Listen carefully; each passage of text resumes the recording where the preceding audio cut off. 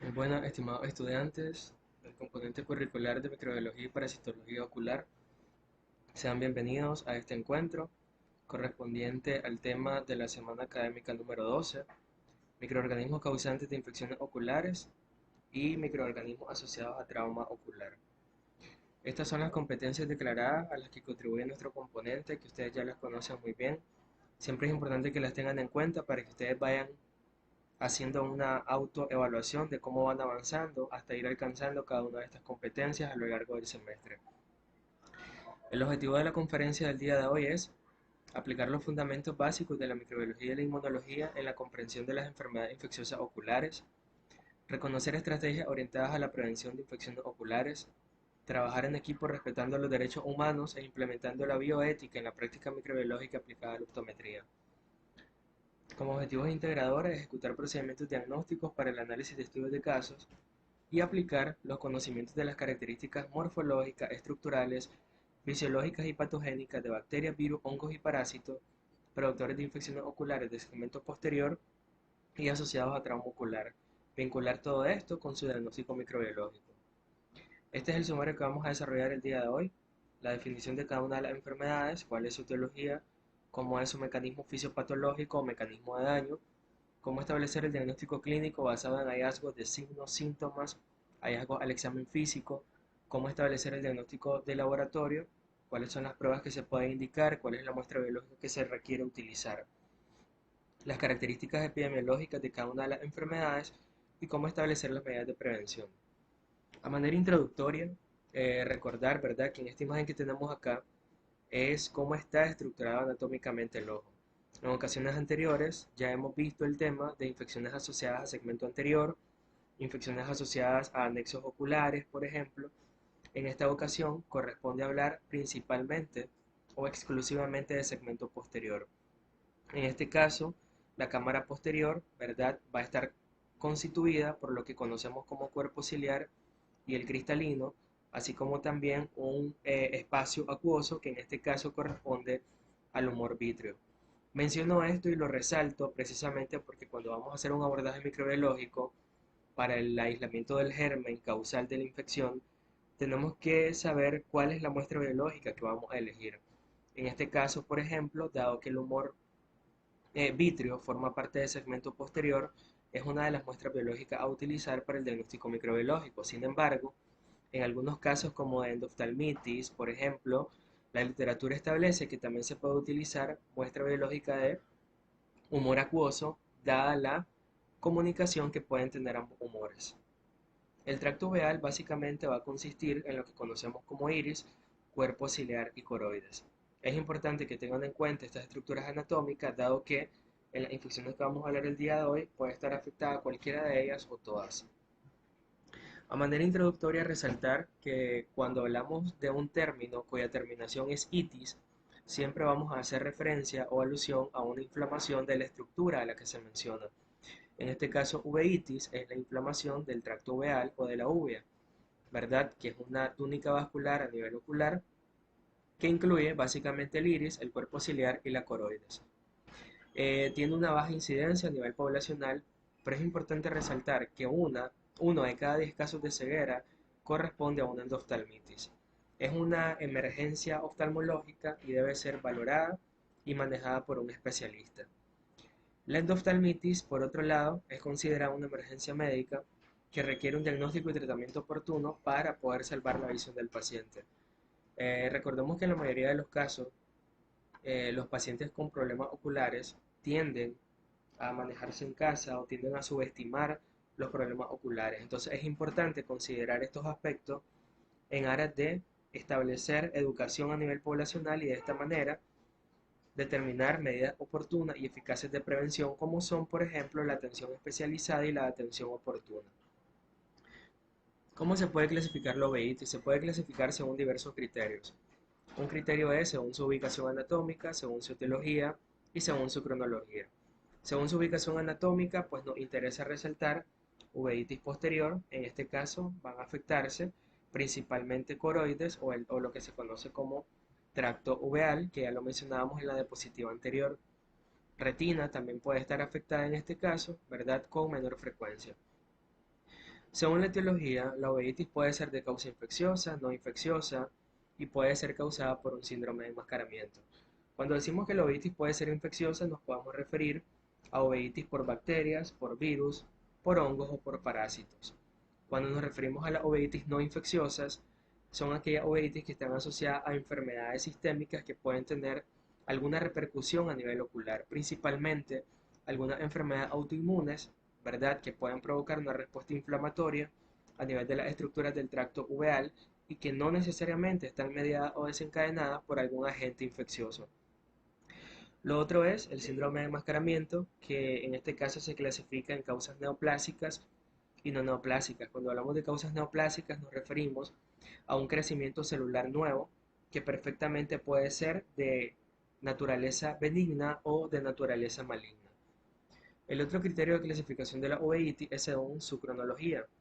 Entonces tenemos tres características, según su comienzo, según su duración y según su evolución clínica.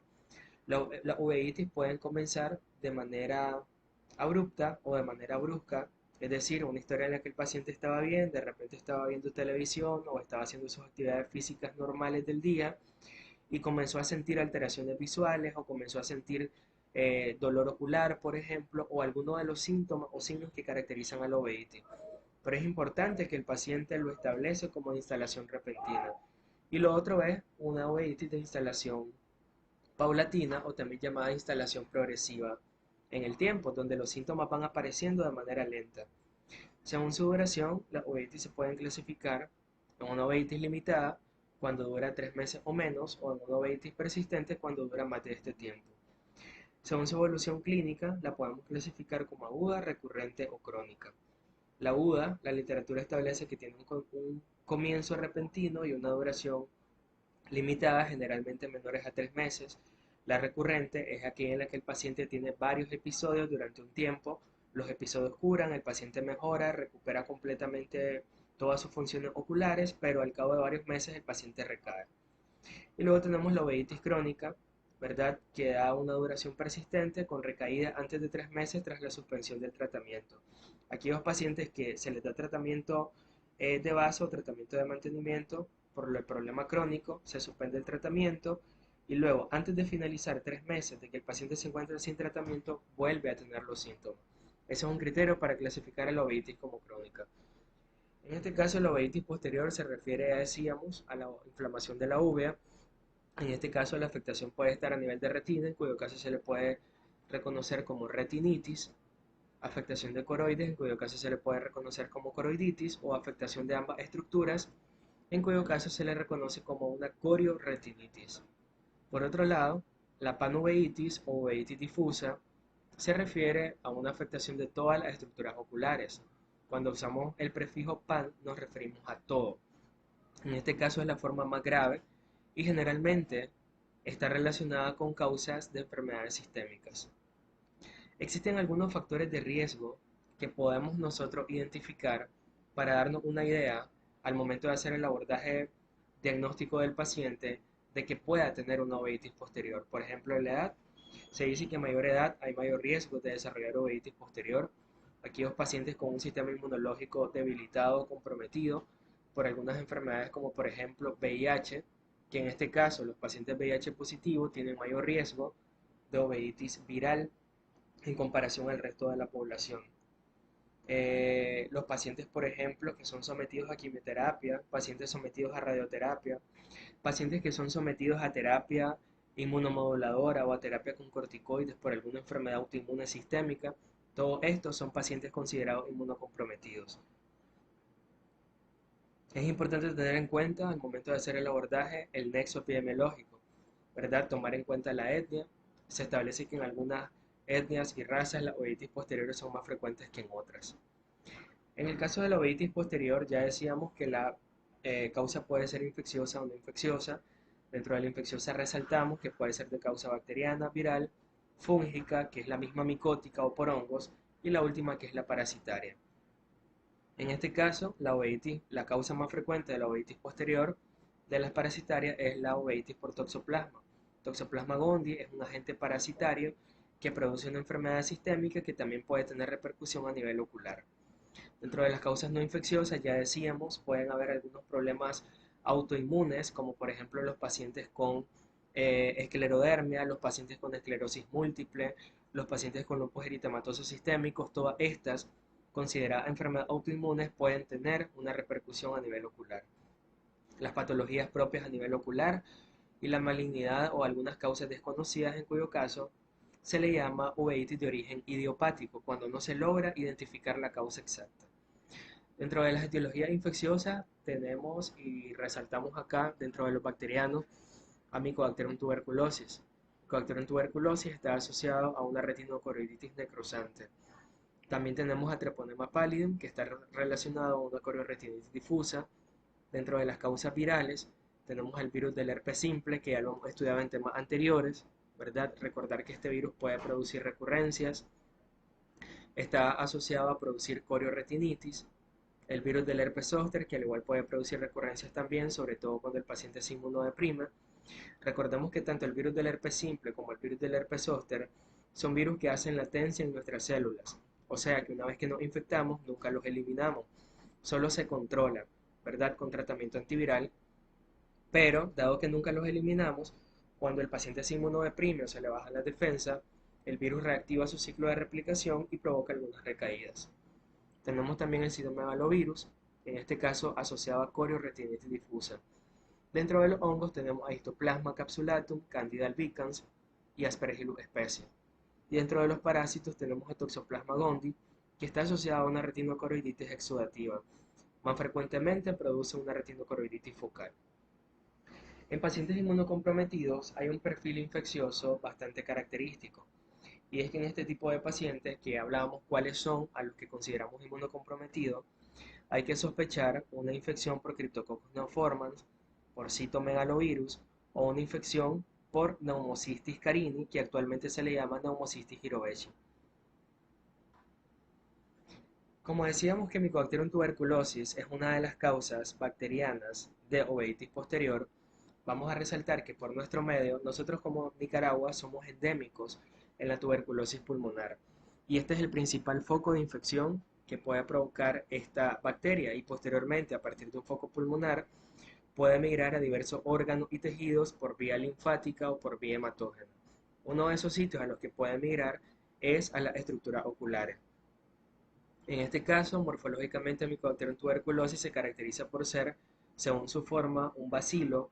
Según sus características de tinción o características de su pared, se considera un ácido alcohol resistente. Por eso es que a este se le llama BAAR, que significa bacilo ácido alcohol resistente. Son bacterias inmóviles que no tienen la capacidad de producir esporas, ¿verdad? Se emplea para su observación microscópica la tinción de Ziehl-Neelsen, esto ya ustedes lo han estudiado, para actividades académicas anteriores. En este caso, cuando se hace la tinción de Ziehl-Neelsen de una muestra, podríamos utilizar, por ejemplo, una muestra de humor vítreo.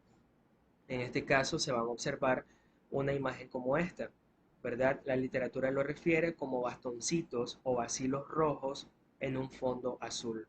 Y eso es porque la tinción de Ziehl-Neelsen, las bacterias adquieren una coloración rojiza o rosada intensa, como está reflejado acá en la imagen. Estas son colonias de Mycobacterium tuberculosis creciendo en un medio de cultivo llamado Mirelbrook, que es el medio de cultivo que las bacterias utilizan para su crecimiento. Si ustedes pueden ver, se observan estas colonias blanquecinas aproximadamente, ¿verdad? De aspecto mohoso, son rugosas, secas y simulan o se asemejan a migas de pan. En este caso, hay que destacar que Mycobacterium tuberculosis tiene un crecimiento lento y es una de las principales desventajas para el diagnóstico microbiológico. Es decir, que para que podamos obtener un crecimiento de esta bacteria en un medio de cultivo, se requiere esperar aproximadamente desde 6 hasta 10 semanas. La principal vía de transmisión de Mycobacterium tuberculosis es la vía inhalatoria a través de las gotitas de flush. ¿Qué son las gotitas de flush? Son las gotitas, para explicarlos en términos sencillos, que nosotros expulsamos al momento de hablar, al momento de cantar, al momento de toser o estornudar, ¿verdad? Entonces, si nos encontramos frente a un paciente con tuberculosis pulmonar, que es un paciente bacilífero positivo, a esto último, con esto último nos referimos a un paciente que tiene tuberculosis pulmonar y que tiene la capacidad de expulsar bacilos en sus gotitas de saliva.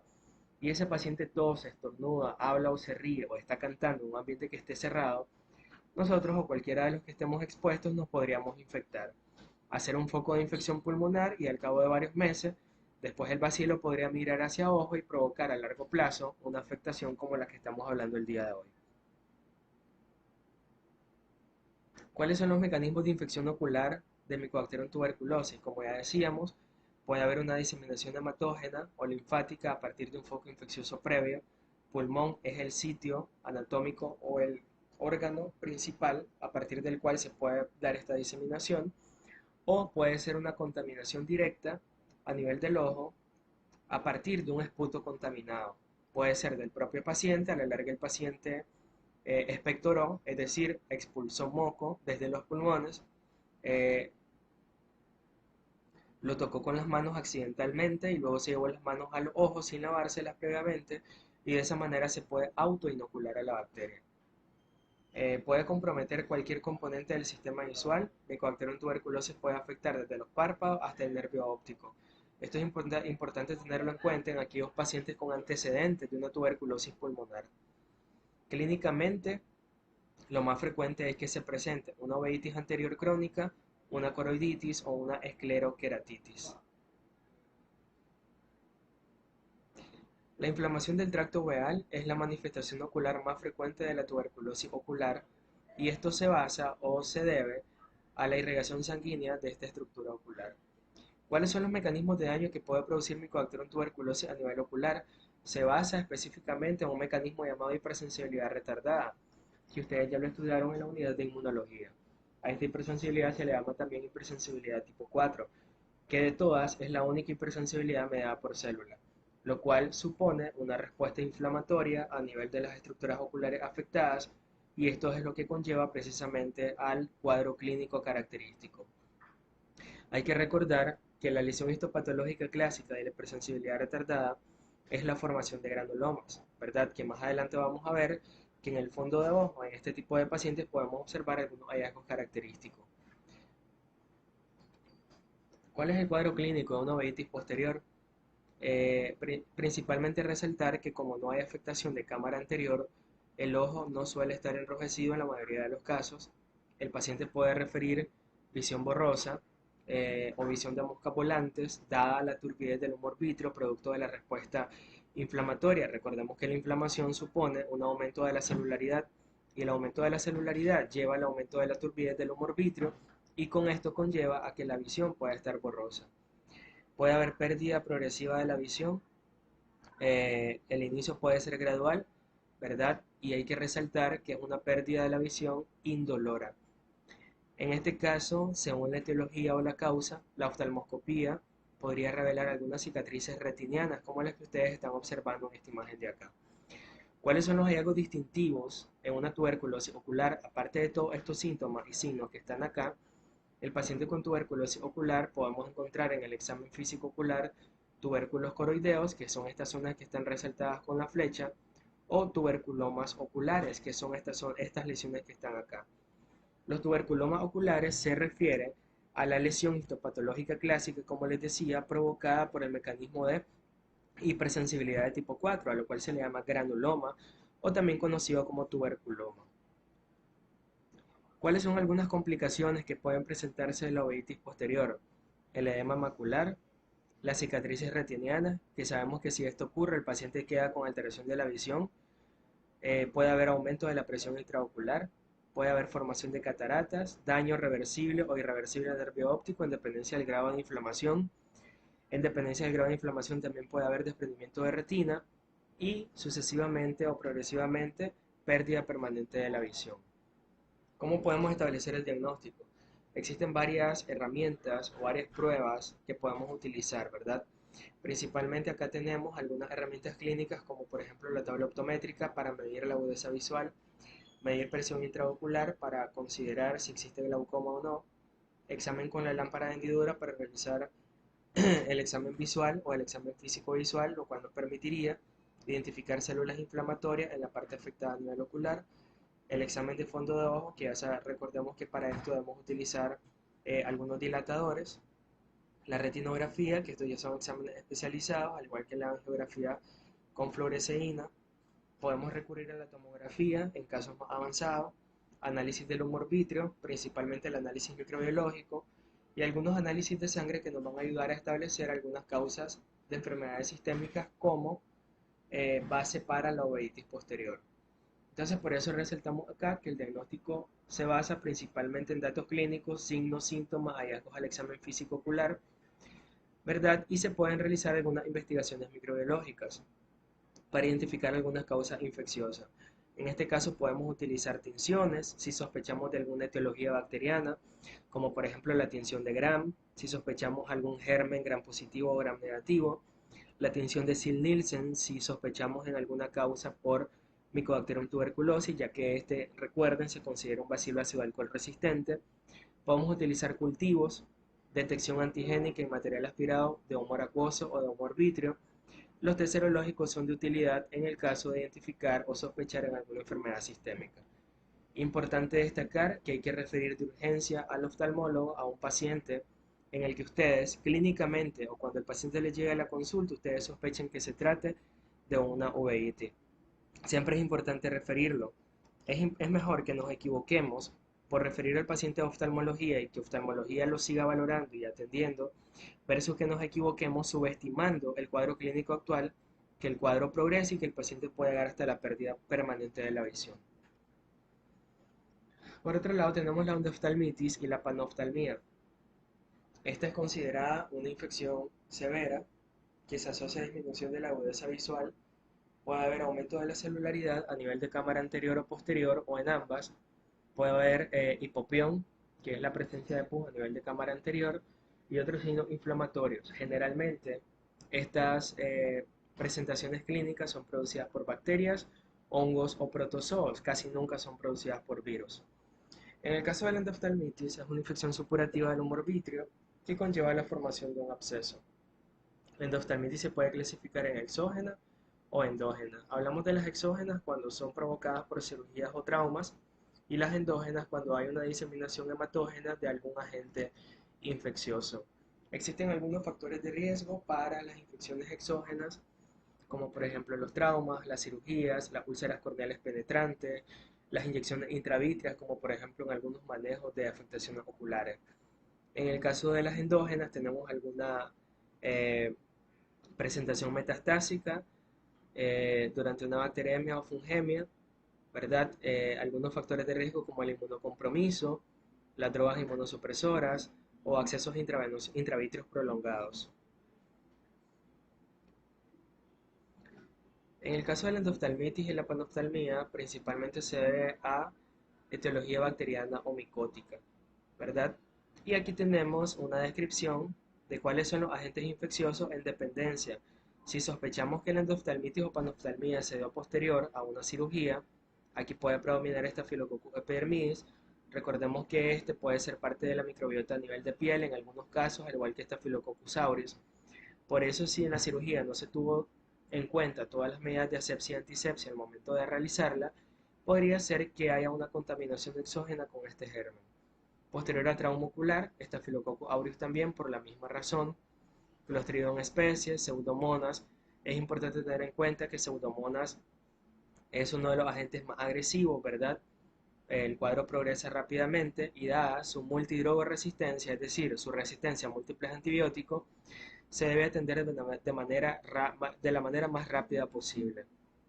Algunas infecciones por bacteremia y fungemia, como por ejemplo Cándida, que es un hongo, Staphylococcus aureus, que ya lo hablamos nuevamente, Streptococcus pneumoniae, Streptococcus del grupo A, que es el Streptococcus betemolítico del grupo A, o también llamado Streptococcus pyogenes, que este está asociado a infecciones a nivel de garganta. Y tenemos las endoftalmitis relacionadas a queratitis.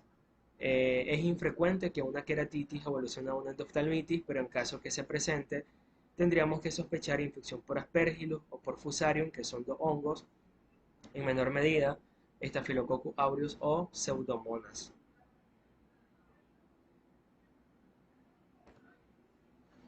Escherichia coli, que es uno de los gérmenes, como está declarado acá, asociados a endoftalmitis o panoftalmía, se clasifica como un bacilo gram negativo que generalmente puede ser parte de la microbiota normal a nivel intestinal.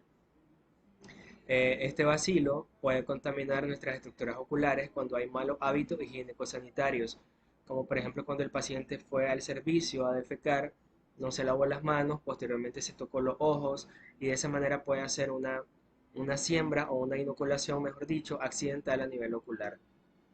Clínicamente, la Escherichia coli puede provocar muchas enfermedades como todas las que están listadas acá, ¿verdad? En estos cuadros, pero resaltar el cuadro número 9 que está relacionado a endoftalmitis endógena. Para el diagnóstico de Escherichia coli podemos utilizar como muestra biológica el exudado de saco lagrimal, el exudado raspado conjuntival, raspado corneal o el humor acuoso. Se clasifica como un bacilo gram negativo, por lo tanto recordemos que en la tinción de gram lo vamos a ver como una estructura tubular o cilíndrica, una estructura alargada de coloración roja o rosada intensa. Hay algunos medios de cultivo que se pueden utilizar para su aislamiento, como es el cultivo de agar sangre, en cuyo caso vamos a observar una imagen como esta. Recuerden esto, compararlo con cómo crecen las colonias de Mycobacterium tuberculosis en el medio de cultivo para esta que se llama agar Mirelbrook y diferenciarlo de cómo crece Escherichia coli, en este caso es el agar sangre.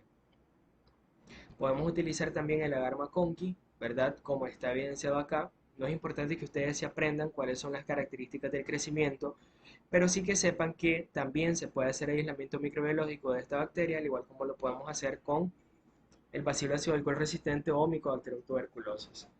Por otro lado, Klebsiella, que es uno de los agentes etiológicos bacterianos de endoftalmitis, también es un bacilo gram negativo que forma parte de las enterobacterias, que forma parte en este caso de la microbiota normal a nivel intestinal en algunos casos. Clínicamente, Klebsiella puede estar asociado a endoftalmitis, principalmente postraumática, o al igual que Escherichia coli, a una endoftalmitis endógena. Al igual que para Escherichia coli, se utilizan los mismos medios de cultivo. ¿Cuáles son las muestras biológicas que se pueden utilizar? Exudado raspado conjuntival, raspado corneal o una muestra de humor acuoso. Clínicamente, ¿cómo se presenta la endoftalmitis?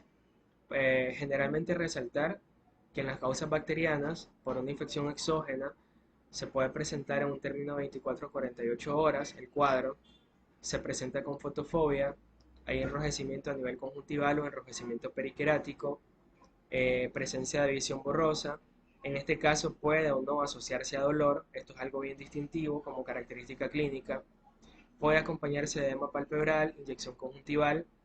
En el 80% de los casos, por cirugía de catarata, se puede presentar hipopión, pérdida de los reflejos oculares, reducción o disminución de la agudeza visual.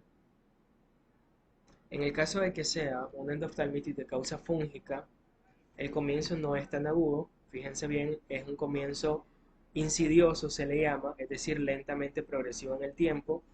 Está precedido generalmente de un trauma, principalmente con tejido vegetal, ¿verdad? Con plantas, por ejemplo, frecuentemente en jardineros.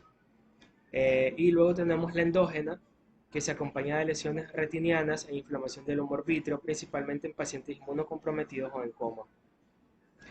El diagnóstico es eminentemente clínico, pero podemos utilizar algunos datos, algunas pruebas de laboratorio, como cultivos de humor vítreo o humor acuoso, o hemocultivos en el caso de afectaciones endógenas. ¿Cuáles son las pruebas que podemos utilizar para el diagnóstico microbiológico? Como puede ser por causa bacteriana o por causa micótica, podemos utilizar tinción de Gram para bacterias, tinción de calcoflúor para cuando sospechamos infección por hongo, cultivo y sensibilidad antimicrobiana cuando sospechamos de bacterias principalmente.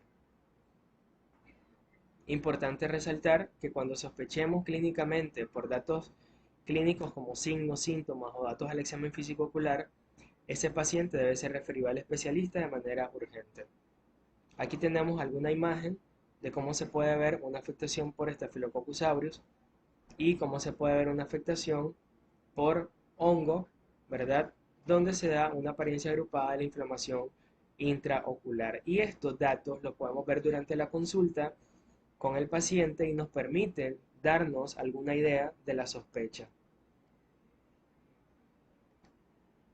Y por último, tenemos el trauma ocular, ¿verdad? Aquí es importante resaltar que el trauma ocular nosotros debemos identificar previamente al abordaje del paciente como tal, cómo fue el trauma, que el paciente nos refiera completamente a la historia, si fue un trauma penetrante o fue un trauma abierto, ¿verdad? Si fue con tejido vegetal, si fue con alguna superficie metálica o de hierro que estuviera cerrosa, si fue con alguna directamente con alguna arma blanca, ¿verdad? Porque esto nos puede permitir darnos una idea acerca de la posible etiología. Recuerden, por ejemplo, que en el tejido vegetal predominan principalmente los hongos, por ejemplo, en las estructuras metálicas o cerrosas, las bacterias de predominio anaerobio. Entonces, esto nos puede dar una idea. En este caso, el trauma ocular abierto, hay que considerar que produce una inflamación del ojo como tal, al que se le llama endoftalmitis, que puede ser una de las principales complicaciones y más dañinas a nivel ocular. A veces el paciente puede llegar a la consulta con el cuerpo extraño a nivel intraocular. Es importante resaltar que el cuerpo extraño no debemos de intentar retirarlo, sino referir de inmediato a ese paciente de oftalmología, ya que su manejo es inicialmente de manera eminentemente quirúrgico. Luego tenemos acá que los gérmenes más comunes en el trauma ocular abierto vamos a tener a Staphylococcus aureus. Fíjense bien que lo hemos mencionado varias veces en los diferentes cuadros. Staphylococcus epidermidis o Streptococcus specie. Hay alta incidencia en los traumas oculares abiertos de Bacillus cereus, de Pseudomonas, ¿verdad? De Aspergillus y de Fusarium. En el trauma ocular abierto, tomar el material biológico, la muestra biológica para cultivo, el paciente debe estar bajo anestesia, se debe hacer una aspiración con jeringa de cámara anterior o del humor para obtener humor acuoso o aspiración de humor vítreo, filtrado de material de vitrectomía. La muestra biológica se debe sembrar en agar sangre. Recordemos que en agar sangre es para el aislamiento de bacterias, donde crecen principalmente las bacterias gram negativas. Podemos sembrarlo también en agar chocolate, que es un medio de cultivo enriquecido, o en agar saburot, en el caso de que sospechemos que el paciente está infectado posterior al trauma por un hongo.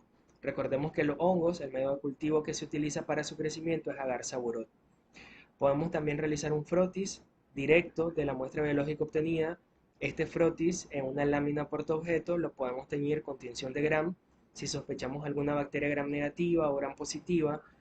Una bacteria gram negativa puede ser Klebsiella, puede ser Escherichia coli, Pseudomonas, o si sospechamos una bacteria gram positiva, en el caso de que sospechemos Staphylococcus aureus, Staphylococcus epidermidis, Streptococcus, por ejemplo.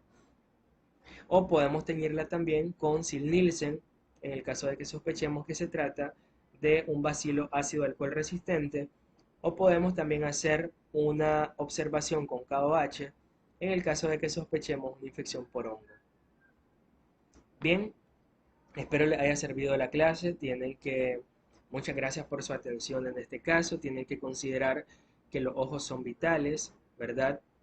Para conservar la estructura ocular y para conservar sus funciones debemos de tener mucho cuidado, establecer medidas preventivas y cuidarlos de la mejor manera posible. Muchas gracias.